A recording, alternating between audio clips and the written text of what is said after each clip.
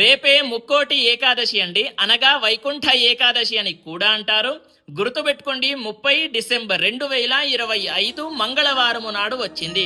చాలా అంటే చాలా విశేషమైనటువంటి రోజు. ఎందుకోని అంటే 3 కోట్ల ఏకాదశిలతో సమానం ఈ ఒక్క ముక్కోటి ఏకాదశి అనేటటువంటిది. అయితే ఆ రోజున మీరు ఏం చేస్తారు అని అంటే, చిన్న నుండి పెద్దవాళ్ల దాకా ప్రతి ఒక్కరు కూడా బ్రహ్మ ముహూర్తంలో లేవండి.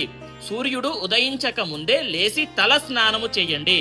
మీకు చలి పెడుతుందని చెప్పేసి అలానే పడుకోకండి.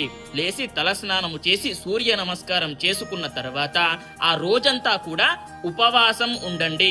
పండ్లు ఫలహారాలు తినవచ్చు, తప్పేమీ ఉండదు. అదే విధంగా ఏదైనా సరే ఇప్పుడు శివాలయానికి కానివ్వండి, వైష్ణవాలయానికి కానివ్వండి, ఉత్తర ద్వారం నుంచి దర్శనం చేసుకోండి. అదే విధంగా ఏం చేస్తారు అని అంటే, ఏదైనా సరే విశేషంగా కోరిక ఉన్నట్లయితే ఎవరికైనా సరే దాన ధర్మాలు